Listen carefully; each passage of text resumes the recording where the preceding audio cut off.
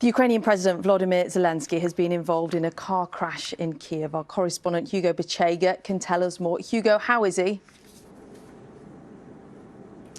Well, Nina, we had a very short statement from the president's office saying that the car carrying the president was involved in a collision with a private vehicle. The president was examined by a doctor and no serious injuries had been found. The incident is now being investigated, and we'll be watching to see whether the president is going to make any public appearance today to see what he has to say. Let me just quickly give you an update on what's happening elsewhere in the country, because in the city of Kryvyi Rih yesterday, Russian missiles hit a dam, and we had an update from the mayor this morning saying that more than 100 houses had been flooded.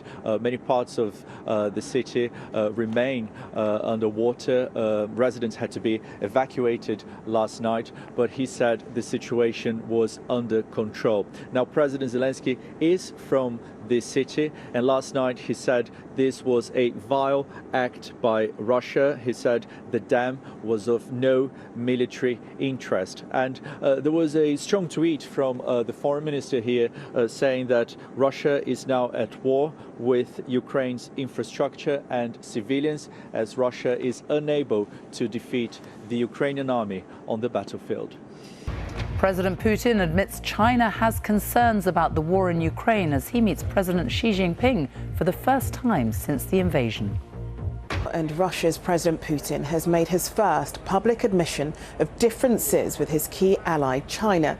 At a meeting with China's President Xi, he acknowledged there were concerns from Beijing about the war in Ukraine.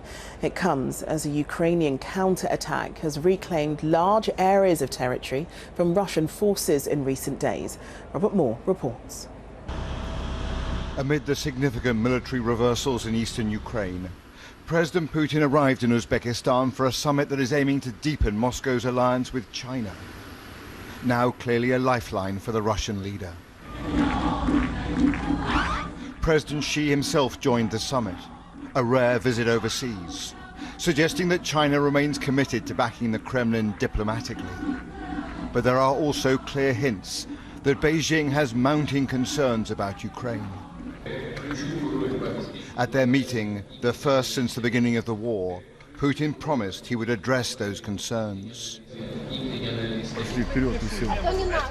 Far to the west, Ukrainian troops continue to consolidate their hold on their newly liberated territory. And it remains unclear whether Russia will seek to counterattack or launch even more retaliatory strikes in revenge. Morning, Ursula. Nice to meet you. Good to see you. Certainly in Kyiv, just as China and Russia boost their alliance, so Ukraine and the European Union grow ever closer, with significant financing now coming from Brussels. I am very glad that today the European Parliament now has voted positively on the 5 billion loans.